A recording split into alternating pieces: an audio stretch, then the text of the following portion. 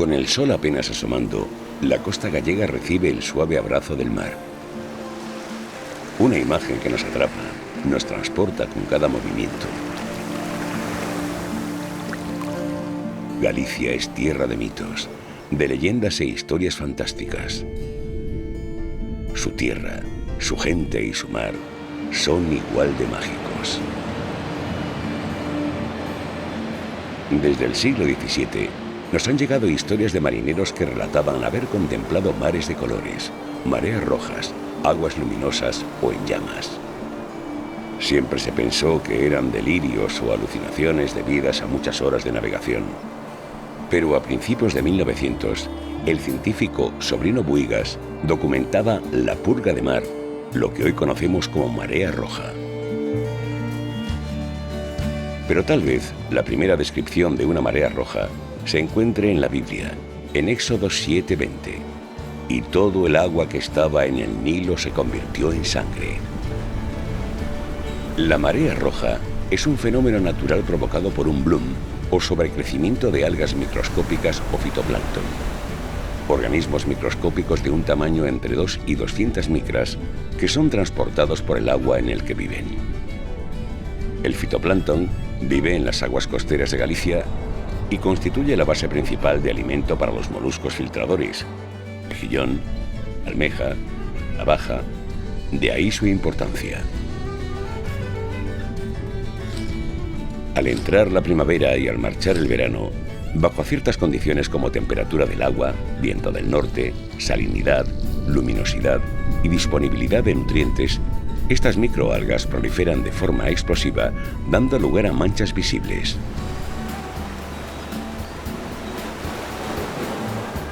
El término marea roja se refiere a un fenómeno de coloración del agua de mar visible a simple vista. En realidad, esto no es del todo correcto.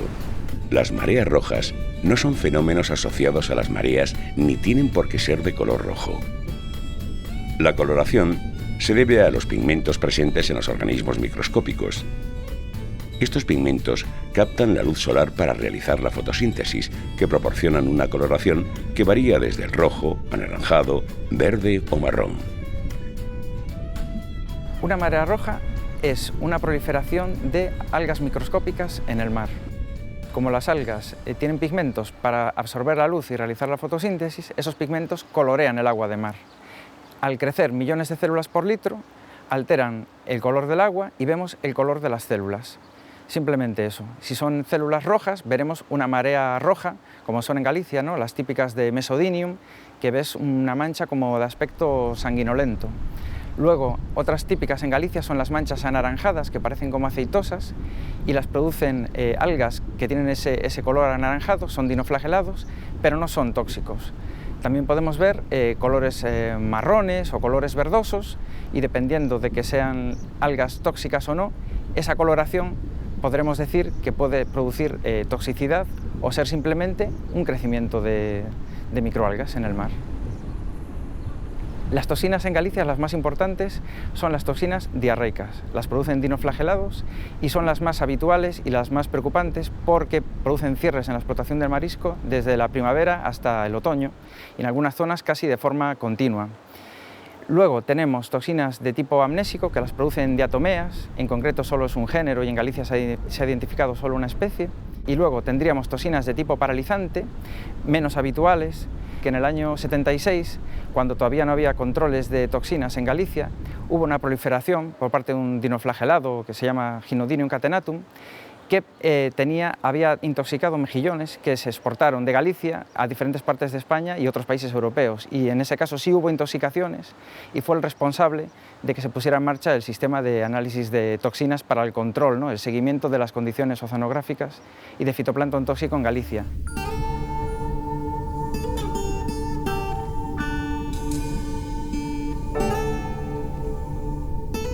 La presencia de coloración en el agua no tiene por qué estar relacionada con la presencia de toxinas.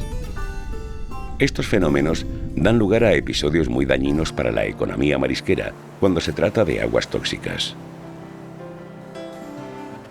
Los episodios tóxicos se refieren a que en ocasiones proliferan especies que contienen toxinas. Marea roja se utiliza de forma general para nombrar todos los fenómenos que producen las proliferaciones de fitoplancton, sean o no tóxicas. Los moluscos cultivados, principalmente mejillón, o los que viven enterrados, se alimentan filtrando microalgas. Cuando se trata de microalgas que contienen toxinas, estas se almacenan en su cuerpo durante largos periodos de tiempo. Las toxinas acumuladas no suponen una enfermedad para el molusco, ni presentan alteración en su color, olor o textura, pero sí los convierte en altamente tóxicos. Pueden provocar enfermedades e incluso la muerte de quienes lo consuman. Hay que diferenciar entre marea roja y toxicidad. Marea roja de siempre se conoció aquí en Galicia, lo que pasa es que el nombre popular siempre fue purga de mar. Todos los marineros lo conocían, decían de que si el mar se purgaba entonces era limpiarse, o sea, lo del fenómeno de dar coloración al mar, que es lo que ahora se le llama marea roja, fue conocido desde siempre por la gente del mar en Galicia, y gente del mar en todo el mundo. Las toxinas no afectan de la misma forma a todos los bivalvos. Hay bivalvos como el mejillón que son muy activos filtrando y entonces incorporan las toxinas muy rápidamente, pero también son muy eficaces eliminando la toxina, la depuración natural de la toxina. Otros bivalvos como la vieira incorporan la toxina y luego tardan mucho tiempo en eliminarla, especialmente la toxina amnésica, que puede echar meses y que antes de que llegue a estar por debajo de los niveles de seguridad vuelve a incorporar otra vez toxina, con lo cual puede estar cierres casi permanentes en el caso de la vieira.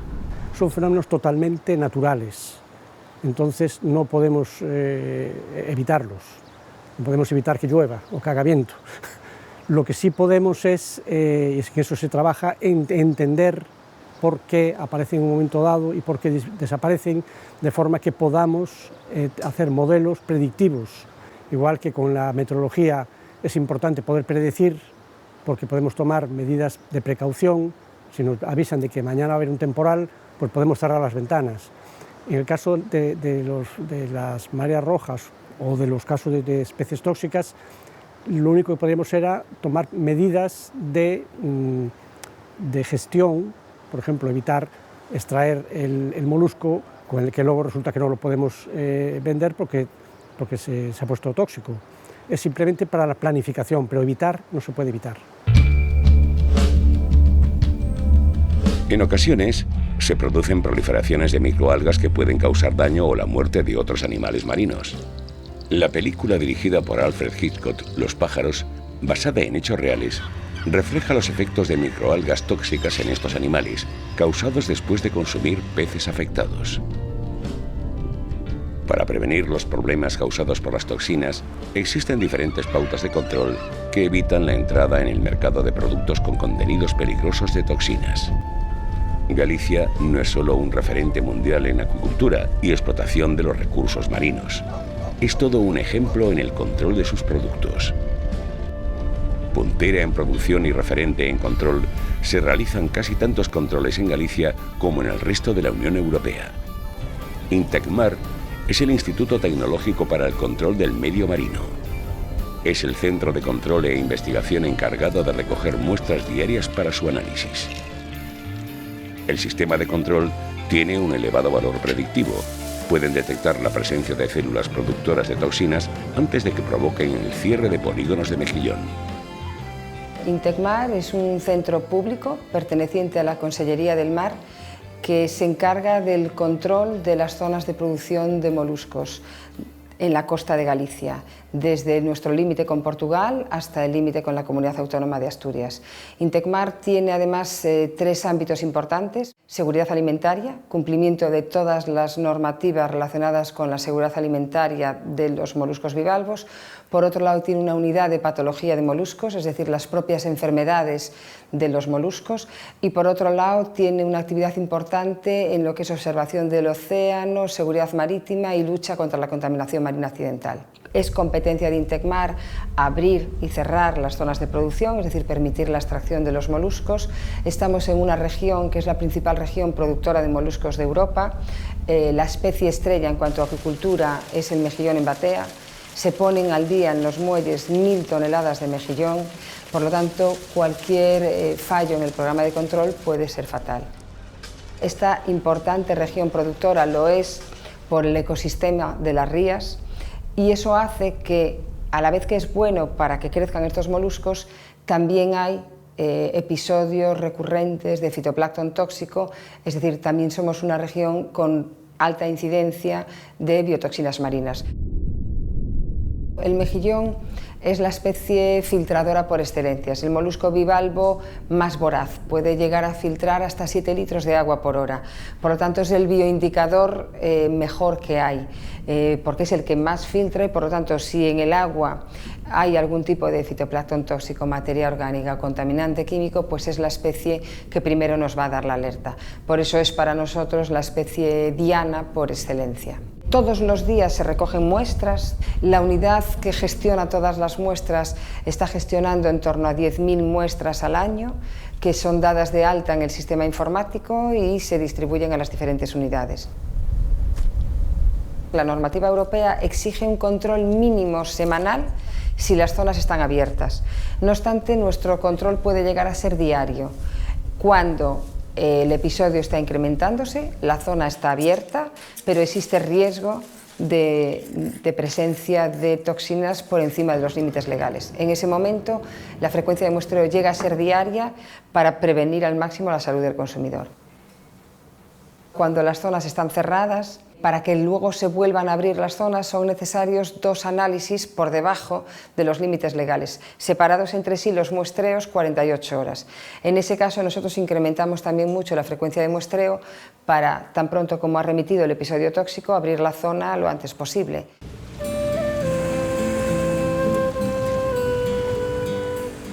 Los polígonos de bateas están tan perfectamente delimitados a lo largo de la costa que permite el cierre de zonas afectadas, mientras el resto puede continuar la actividad con tranquilidad. Es un sistema tan seguro que en episodios de fuertes mareas rojas permite la presencia de molusco gallego en el mercado.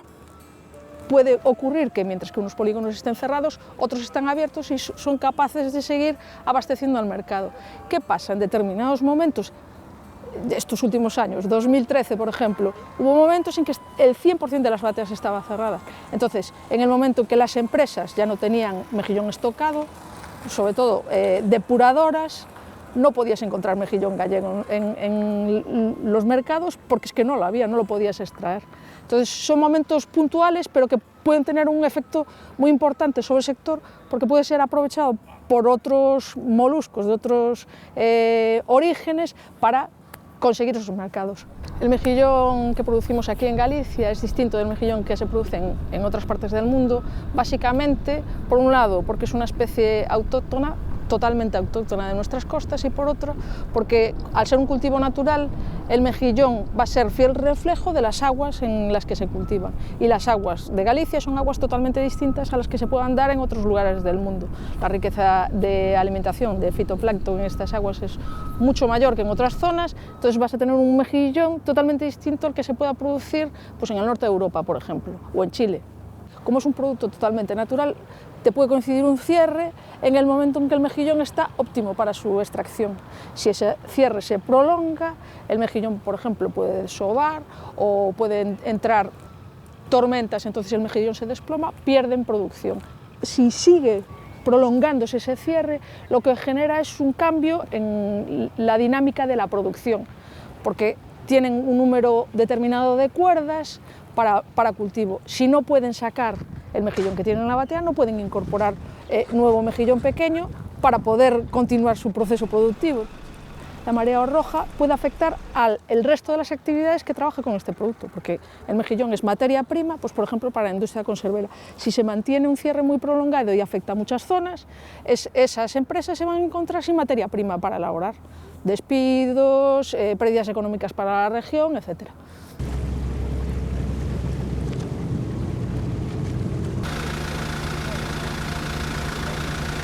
O mexillón chega un momento no que se desprende e vai ao fondo. Entonces, bueno, son momentos moi duros. Hai que recoñecer tamén que hai zonas onde están pouco afectadas, pero hai zonas moi castigadas. Tiñamos que mellorar maneiras de intentar facilitar que a xente deses polígonos moi afectados por toxina puderan vender, sobre todo cando está aberto. Facían falta máis investigacións sobre como nos afecta as corrientes, os ventos, niveles de temperatura de agua, salinidade. Todos esos datos son moi importantes para saber verdadeiramente algo máis sobre a toxina, realmente que sigue sendo unha verdadeira descoñecida, non? Las rías gallegas son de las más productivas del mundo. Las condiciones oceanográficas que poseen las hacen del todo especiales, pero también muy vulnerables. En los últimos años, el registro de mareas rojas tóxicas ha ido en aumento. La causa exacta de ese aumento se desconoce, aunque parece que todo apunta al cambio climático como principal causa. El aumento de la temperatura del mar, sumado a una disminución de vientos del norte, favorece la proliferación de este tipo de algas y el aumento de mareas rojas tóxicas. En el caso de Galicia, en particular, tenemos ciertas evidencias a partir de registros medidos suficientemente prolongados en el tiempo como para acreditar que esos patrones que se observan a nivel global también se cumplen aquí. Un ejemplo es el aumento de la temperatura del aire. Contamos en el Observatorio de La Coruña con datos desde el año 1875 hasta la actualidad y claramente se observa este aumento de temperatura que se ha acelerado especialmente a partir de mediados del siglo pasado. El nivel del mar, en el caso de la ría de Vigo, hay un mareógrafo en el puerto que lleva instalado allí desde los años 40 y también se ha observado un incremento, una subida del nivel del mar progresiva desde esa fecha hasta la actualidad, que está en torno a los 18 centímetros. Existen otras evidencias con registros más cortos, como por ejemplo el de la temperatura del agua superficial fuera de nuestras costas, que también desde los años 60 hasta la actualidad ha experimentado un aumento de aproximadamente 1 grado centígrado, y también en el registro de intensidad de vientos costeros, en el que se observa una disminución tanto de la intensidad como de la frecuencia de las nortadas. Estas nortadas son las que controlan el tiempo en el que las rías se renuevan. Cuanto más intensos y persistentes son los vientos del norte, más rápidamente se renuevan las rías. Eso significa que se produce una entrada de agua fría de unos 150 a 200 metros de profundidad dentro de las rías, que eso es lo que hace que en el verano, después de las nortadas, cuando vamos a bañarnos, notemos que el agua está más fría de lo esperado, y al mismo tiempo hacen que cualquier organismo que habite en la ría pues sea expulsado de ella con gran velocidad. Si las nortadas disminuyen y además la temperatura del agua aumenta por el calentamiento global, lo que estamos creando es un caldo de cultivo ideal para el desarrollo de estas especies que luego dan lugar a las mareas rojas. Lo que ocurre con estos dos últimos registros es que no son suficientemente prolongados como para acreditar que se deben exclusivamente al cambio climático, pero sí están dentro de la tendencia general y de lo que los modelos predicen. La aparición de especies cuya distribución latitudinal no le corresponde en Galicia están empezando a aparecer. Pues esto muy probablemente será algo que continuará en el tiempo y se irá intensificando, porque si las temperaturas van subiendo, especies que se encuentran cómodas en esa temperatura llegarán a nuestras costas. Y lo contrario, aquellas que ya no les es cómodo estar a esa temperatura 1 grado o 2 grados por encima de la que están, irán migrando hacia el norte, que es algo que también está ocurriendo ya. Se trata de un problema global, es decir, toda la humanidad está contribuyendo, unos más que otros, a provocar estos cambios. Luego, a problemas globales hay que buscar soluciones globales. Y eso hace tiempo que está claro, ya desde el protocolo de Kioto. O sea, está claro lo que hace falta hacer. El asunto es que haya la voluntad, no solo individual, sino también política, de que eso se haga.